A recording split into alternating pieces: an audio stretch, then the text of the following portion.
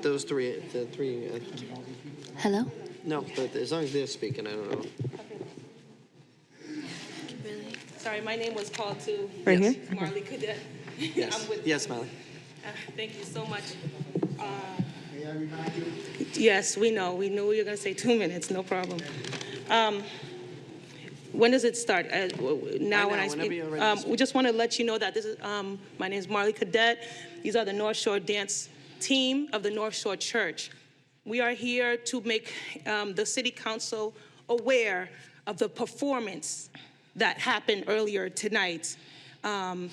We know you cannot speak against a counselor that's here, but we want you to be aware of what we've been through, to understand what we've been through, and so you can know where we're coming from. And with that, it's not a food distribution thing, although it does hinder a lot of things we can do, but it's a human race thing. We are human, and we want to be treated like human beings, and that's what we are. We are human beings.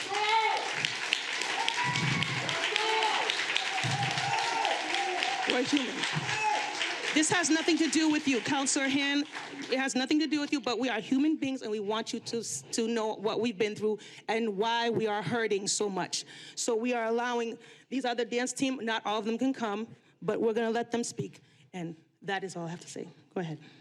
Good evening. We are representatives from the North Shore Dance Ministry of the North Shore Evangelical Missionary Church, and we are here to present our grievances. Our ministry is Bible Study in Motion. As you know, there are various ways people learn.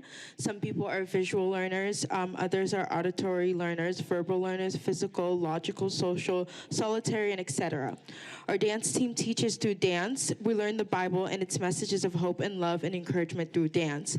We go around the country and present these messages of hope, love, and encouragement to different cities and states such as Miami, Florida, Montreal, Canada, Boston, Massachusetts, Haiti, etc. This ministry helps us focus on our lives and a positive message to deliver to people. However, within this last several years, we have experienced some distasteful things by a sitting city council member. Before we were illegally pushed out of the 50 Church Street location by them, we would have our meetings there. There are 3 occasions in which our city councilor degraded us and traumatized us. The first incident happened on a Tuesday night. We were rehearsing and we were supposed to be there till 9:30 p.m. However, at 8:45 p.m., the city councilor walked in the church with her husband and turned off the lights during our rehearsals. We had kids from ages 6 to 13 years old. The kids started screaming and crying because the lights were turned off on us, and we heard the city councilor loudly saying, "It is time for us to leave." Many of us smelled cigarettes and alcohol on her. We normally record our rehearsals to review the steps to go back home and rehearse them. So we have videos of her doing all said actions. The second incident occurred not long after that, in which we were getting ready for the Martin Luther King holiday. The city councilor turned the heat off on us during the winter months, and we had to have rehearsal with our jackets on. Wait, listen, let her speak. There are times we would... Say it again. We had to do what? The city councilor turned the heat off on us during the winter months, and we had to have rehearsal with our jackets on outside. There are times we would find a note on the door or a message stating we cannot use the church because of the food pantry, so we had to have practice in our pastor's front yard of our house, all 14 of us, while there were 13 meeting spaces in the church. We had a difficult time understanding why we were treated so poorly. Our rehearsal times were not respected, and we felt as if we weren't respected at all. There is video evidence of the instances that were mentioned. They may say we are millennials or Gen Z. However, one thing for sure is that we have always have our cameras ready and our mouths open to speak the truth. We do not agree that if you treat a group of young black girls like this, you are qualified to make decisions on our behalf. We are asking for the resignation of this city councilor who's in charge of the food pantry, as evidence shows she cannot continue to treat youth that look like me like second-class citizens. Thank you.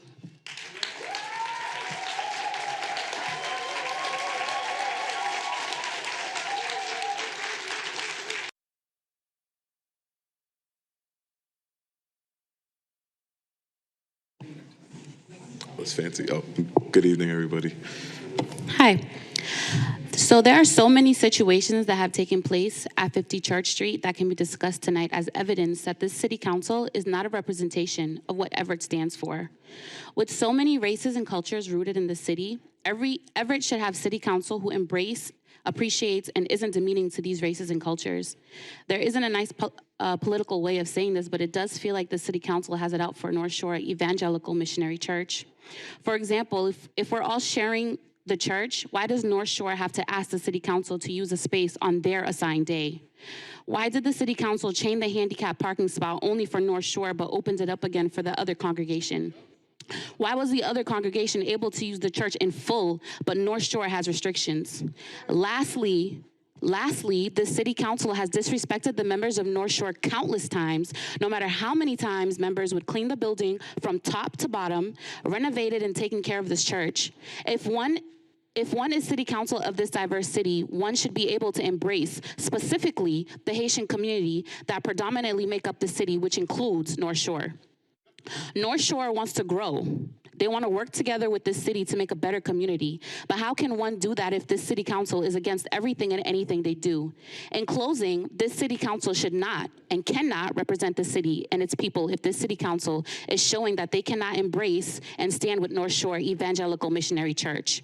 Furthermore, nobody knows what went on at 50 Church Street to North Shore, but North Shore with the city council. With that being said, no one can dismiss and will not dismiss North Shore's experiences just because they didn't experience it themselves. And I want to emphasize that North Shore doesn't want quarrel with anyone, but when we're pinned against the wall, we have to use our voice to stand for a change. Thank you.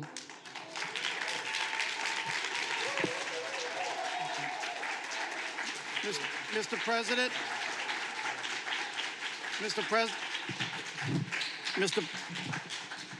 Mr. President, the next person is Sandy Giuliano.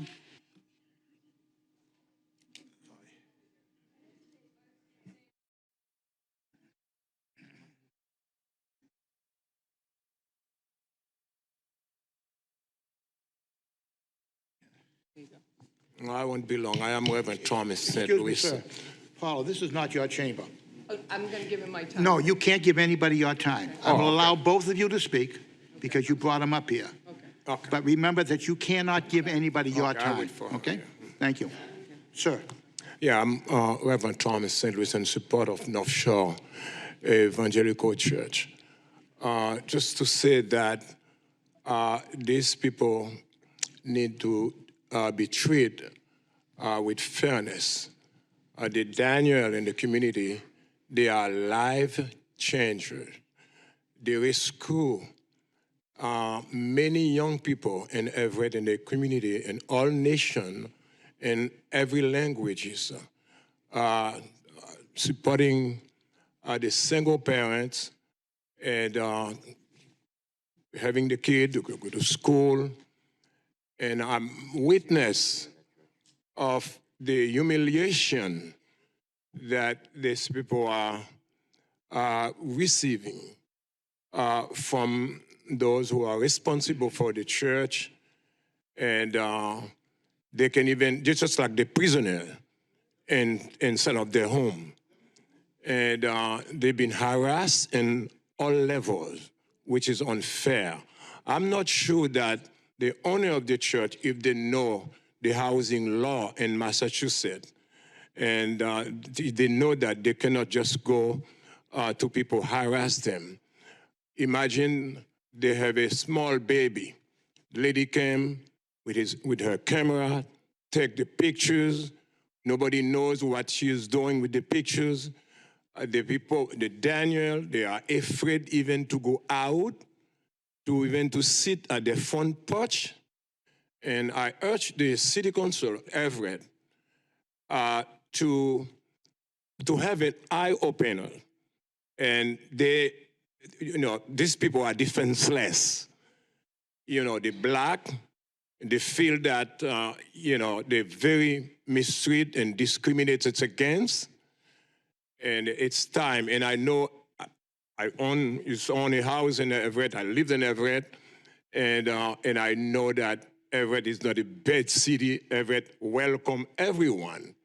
But for one group try to keep a family, a holy family, slave in their home, I feel that is not fair. I urge you, if you could, open your eye or get some information to find out how the Daniels are living in a place where they're paying, where they're helping young people from drug, from those who are out of school and bring them back to school, get the family together. People like the Daniel, city of Everett, the authority of Everett need them badly. You need people like that to help you rescue the young people of this city. Thank you so much for your attention.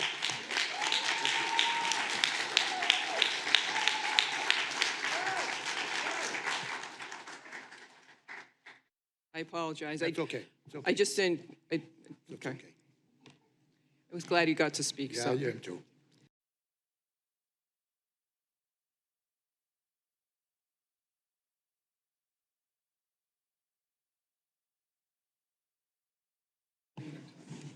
That's fancy. Oh, good evening, everybody. Hi. So there are so many situations that have taken place at 50 Church Street that can be discussed tonight as evidence that this city council is not a representation of what Everett stands for. With so many races and cultures rooted in the city, Everett should have city council who appreciates, and isn't demeaning to these races and cultures. There isn't a nice political way of saying this, but it does feel like the city council has it out for North Shore Evangelical Missionary Church. For example, if we're all sharing the church, why does North Shore have to ask the city council to use a space on their assigned day? Why did the city council chain the handicap parking spot only for North Shore but opened it up again for the other congregation? Why was the other congregation able to use the church in full, but North Shore has restrictions? Lastly, the city council has disrespected the members of North Shore countless times, no matter how many times members would clean the building from top to bottom, renovated and taken care of this church.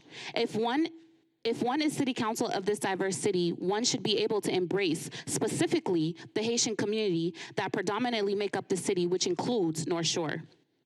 North Shore wants to grow.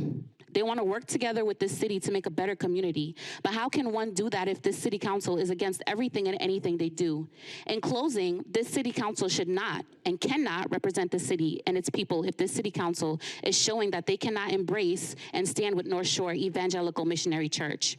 Furthermore, nobody knows what went on at 50 Church Street to North Shore, but North Shore with the city council. With that being said, no one can dismiss and will not dismiss North Shore's experiences just because they didn't experience it themselves. And I want to emphasize that North Shore doesn't want quarrel with anyone, but when we're pinned against the wall, we have to use our voice to stand for a change. Thank you.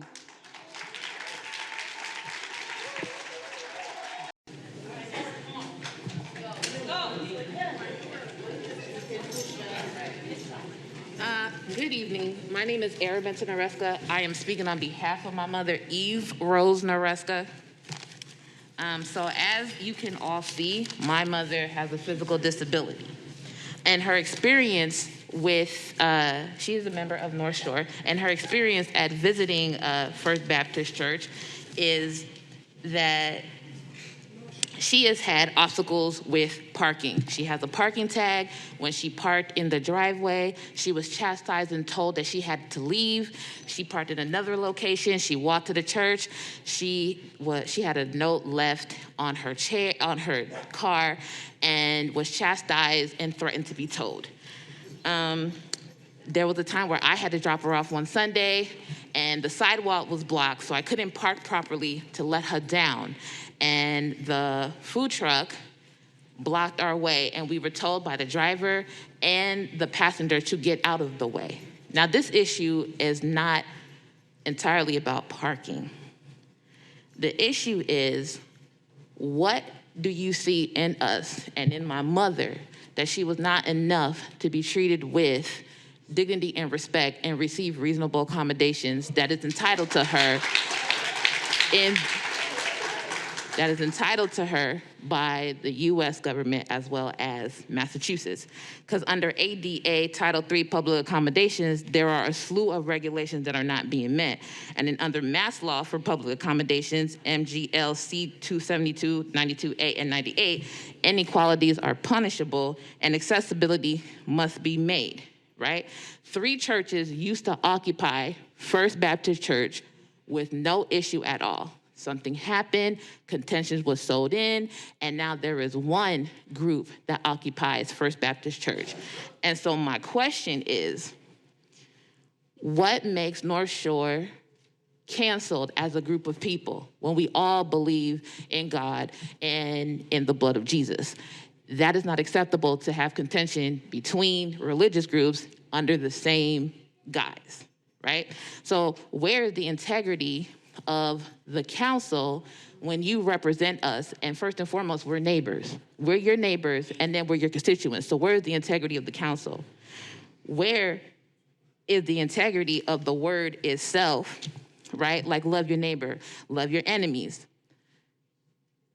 When there is a situation between us as a religious group, mediation has to be made.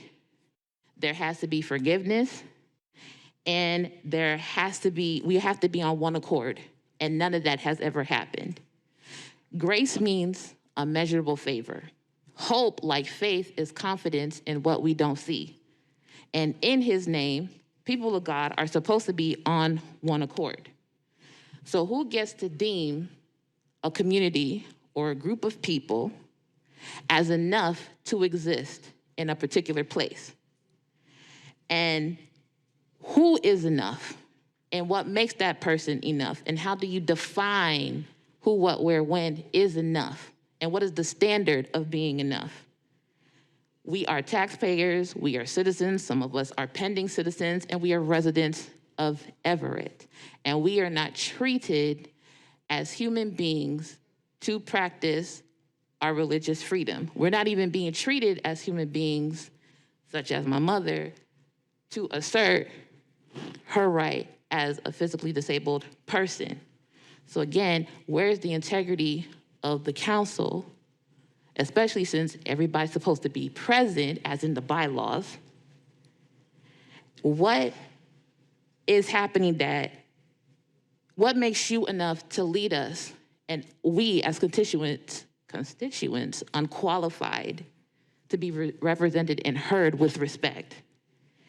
And my last question is, as an orator right now, I just wanted to know why I couldn't be heard by every single council member. And again, you all represent us, so I'll leave you with that. Thank you.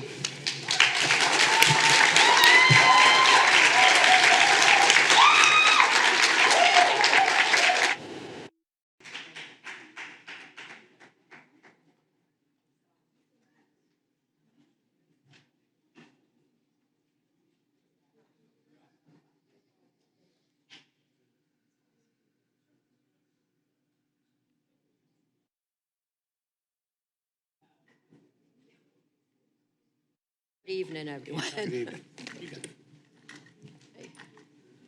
I'll be real quick. Okay. It is difficult to be, I'm gonna put my glasses on, I'm sorry. It is difficult to be here and talk about this issue, but it was very important. I was the last elected deaconess at First Baptist Church. It was voted in from at least 15 members years ago. I've also been a member of First Baptist Church for over 20 years. I have asked this question to several elderly church members that went to First Baptist Church for years, most now who have passed on.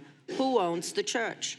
The same answer was, what we know through the history of the church, it was just to stay a church and serve the community of Everett as a church. No one owns it. As the original people of First Baptist became smaller in number, through an aging population, etc., it finally dissolved. However, the Daniels Church there was thriving with many people, a music ministry, Sunday schools, etc. When asked by First Baptist, the Daniels gave money for oil throughout the winter season. They also painted inside the church and cleaned the church regularly.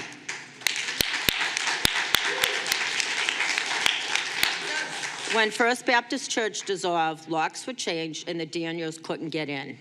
They have a lot of their church equipment in the church they haven't been able to get. I personally went over to get some items I left in the church and had to wait for a Saturday for the 7-day Everett church that used to be there so I could get in as my keys didn't work. I know the Daniels have paid rent for the use of the church in there now does, the 7-day Everett did, and the Daniels pay rent. With an increase in rent that got no written notice and no paper trail, my question, people collecting rent, where was the money going to? Where was accountability? Also, I have heard there was no permit for the food pantry every week. You have a block party, you get a permit. Put new windows in your home, you get a permit. So what is going on with the permit? Also, it's great helping people with food, but in front of people's homes every Saturday, noise, health issues, safety concerns, maybe take money getting from rent and put towards another location away from people, or even maybe use City Hall parking lot. Nothing would make me happier than seeing First Baptist Church a real church again. With God's grace, give it to the Daniels. Thank you for your time in this matter.